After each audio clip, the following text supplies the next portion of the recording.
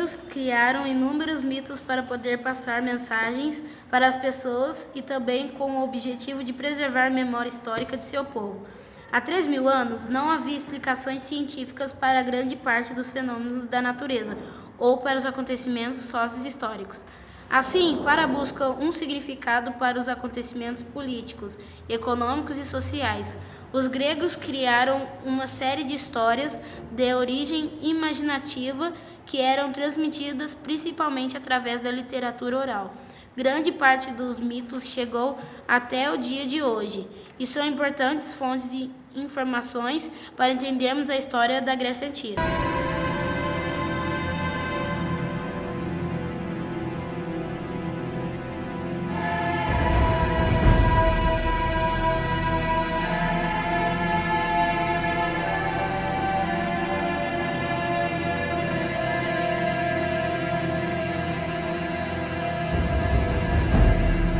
Heitor e esse é o podcast Grécia Antiga, com o episódio de hoje, Guerra de Troia. Nesse episódio estamos com os nossos amigos. Eu sou o Felipe. Eu sou o Gabriel. Eu sou a Gabriela. Sou a Gabriele. E eu sou o Gustavo. Nós somos do Carmo Munhoz Coelho e nós somos do 6º ano C. Vamos lá, o que foi a Guerra de Troia? Quem começa falando? Eu começo. Ótimo. A Guerra de Troia, sendo que a cidade e o estado de Troia teria existido no atual território da Turquia, foi uma das guerras famosas de toda a história, opondo uma colisão de gregos a troianos. Essa teria durado cerca de 10 anos, provavelmente no século XII a.C. Não se sabe ao certo se a guerra realmente ocorreu, ou se seria mais um dos inúmeros mitos da civilização grega. Realmente, quem nunca ouviu falar da Guerra de Troia, ouviu um filme ou leu algo sobre? Sim, Heitor. E isso se deve pelo fato da história da Guerra de Troia ter sido difundida pela literatura escrita e não somente oral, como a maioria dos mitos chega até nós. Entendi. Quem a difundiu primeiramente no meio escrito, Gabriel? Os acontecimentos da Guerra de Troia são descritos em duas obras gregas, a Ilíada e a Odisseia, ambas creditadas à autoria do poeta grego Homero. A Gabriela vai nos falar melhor sobre isso. Pode deixar, Gabriel. A Ilíada é a obra mais antiga e das mais importantes da literatura ocidental. É um poema antigo sobre a Guerra de Troia. Explicando para o pessoal que nos escuta. Tão aventurosa foi essa viagem que o termo Odisseia se tornou sinônimo da viagem longa e difícil. Essa palavra vem do Odisseu, que é Ulisses em grego. É isso, né, Gabriele? Exatamente, só gostaria de fazer uma observação sobre Homero antes de começar a falar da Guerra de Troia. Vamos lá, faça suas observações. Especialistas acham que ele viveu no século 8 ou 9 a.C., na região chamada Jônia. Atualmente, parte da Turquia, Homero foi um poeta de tradicional oral. Foi significado que ele viajava de um lugar para o outro, recitando seus poemas em voz alta. A história de Ilíada e Odisseia provavelmente só foram escritas no século depois de terem sido recitadas pela primeira vez. Muitos estudiosos acreditam também que elas foram escritas por mais de uma pessoa. Contudo, Homero é tradicionalmente considerado seu autor. Podemos dizer que ele é uma personificação coletiva de toda a memória grega antiga? Sim. Gustavo, quais seriam as datações dessas duas obras? Ambas foram escritas cerca de 400 anos depois da Guerra de Troia, ou seja, século 8 a.C. Certo, mas agora tratando especificamente da guerra, o que o mito diz, Gustavo? Segundo o mito, a guerra teve início quando a rainha Helena, mulher de Menelau, rei de Esparta, foi raptada por Paris, filho do rei Primo de Troia. No nono ano da guerra, Agamenon, chefe dos exércitos dos aqueus, um dos povos que constituiu a Grécia no início, irmão de Menelau, tira a jovem princesa de Aquiles, por quem Ele estava apaixonado. Em protesto, Aquiles e seus soldados retiram-se dos combates. É nesse momento que começa a Ilíada. Sim. Aquiles era o guerreiro grego mais temido pelos inimigos, filho da deusa Tétis e do rei Peleu. Ele era um semideus. Além de ser muito forte, tinha poderes especiais, como a retirada de Aquiles. Os troianos se animaram e atacaram as muralhas construídas pelos gregos, chegando até os navios, que traziam as tropas gregas até a fortaleza de Troia, pelo mar Egeu. E a famosa expressão calcanhar de Aquiles tem relação com esse mito? Tem é muito. Ao nascer, a deusa Tétis, a mãe de Aquiles, o mergulhou nas águas do Estígio para torná-lo invulnerável, exceto o calcanhar, por onde o segurou. É daí que fez o ponto fraco do herói, que dá origem à expressão. Entendi, mas voltemos à Guerra de Troia. Nos conte mais sobre ela, Gabriel. Deixa comigo, então.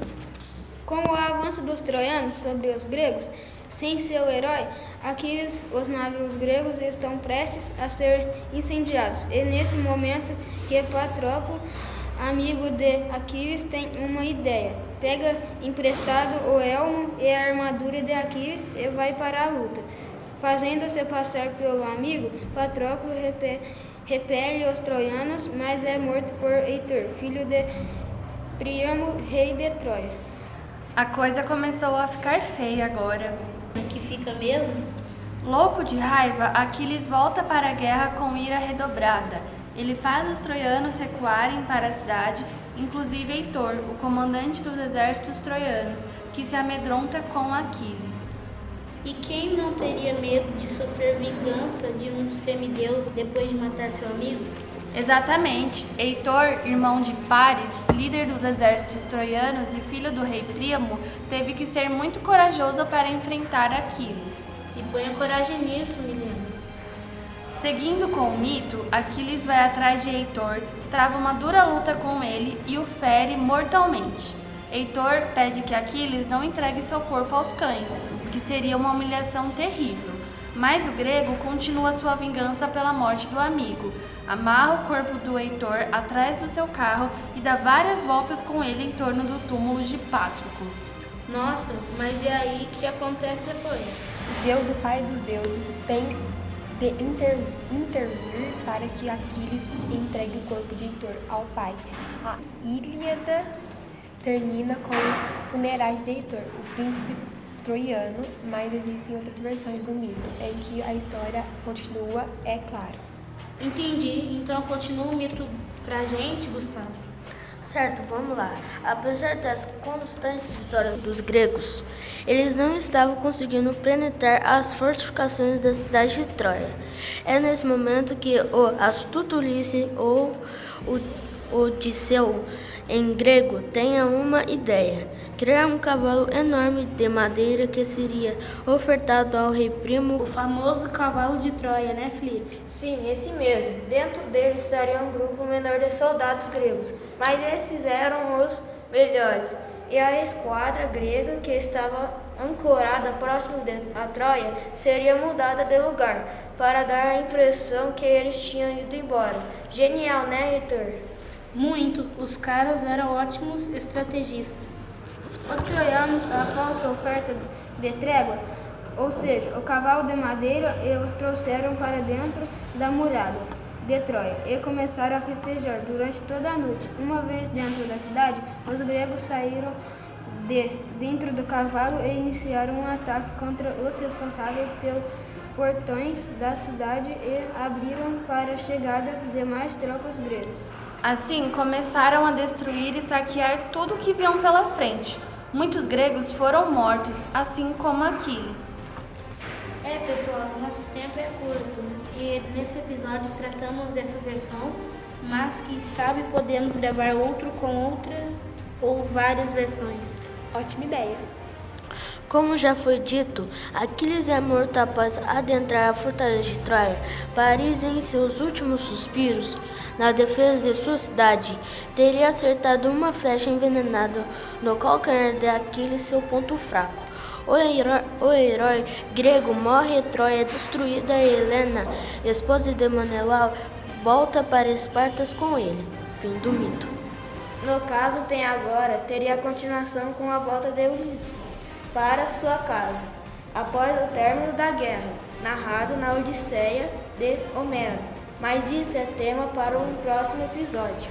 Sim, é importante falar para o pessoal que os especialistas que tentam enxergar a história real por trás desse mito acreditam que um conjunto de conflitos militares que realmente ocorreu durante a Idade do Bronze entre 3.000 e 1.000 anos antes de Cristo. Os gregos lutavam por Dardanelos. Essa estratégia passa marítima que fica perto de onde teria existido a cidade de Troia, ligava o mar. Apesar das referências literárias e das explorações arqueológicas, ainda não há nenhuma evidência inquestionável de que a Guerra de Troia realmente aconteceu. Mas pelo menos uma coisa é indiscutível: a importância dos mitos relacionados à guerra contados nos poemas épicos. São poemas que, no fundo, revelam o modo de ser do grego de uma época heróica, que servia de modelo comportamental para aquela sociedade. Gabriel e Milena, vocês disseram tudo agora. É isso, pessoal. Isso foi um pouco da mitologia grega no mito de Guerra de Troia. Agora, para finalizar, gostaria que rapidamente vocês fizessem um breve comentário sobre o mito. O que acharam dele, sua importância para os estudos da Grécia. O que vocês poderiam tirar como lição dele, enfim, o que vocês quiserem dizer. Felipe, começa. Achei muito legal a estratégia que os gregos usaram. E você, Gabriel, o que achou? Achei muito interessante. Agora com você, Milena. Eu achei muito interessante porque a gente consegue relacionar o mito de Troia com a história. Gabriel. Achei legal a parte do cavalo. E por último, mas não menos importante, Gustavo, o que nos diz sobre o mito? Eu acho legal a parte quando eles montaram o cavalo de Troia de madeira. Pessoal que nos escuta, esse foi o episódio Guerra de Troia do podcast Grécia Antiga. Esperamos que tenham gostado. Agradeço a participação dos nossos amigos Gabriel, Felipe, Gustavo, Milena e Gabriele, que nos narraram esse mito. Muito obrigado, pessoal. Divulguem e compartilhem o podcast com seus amigos. Tchau, pessoal. Dá like. Tchau, pessoal. Compartilhem e se inscrevam no canal. Segue aí nossa página. Adeus!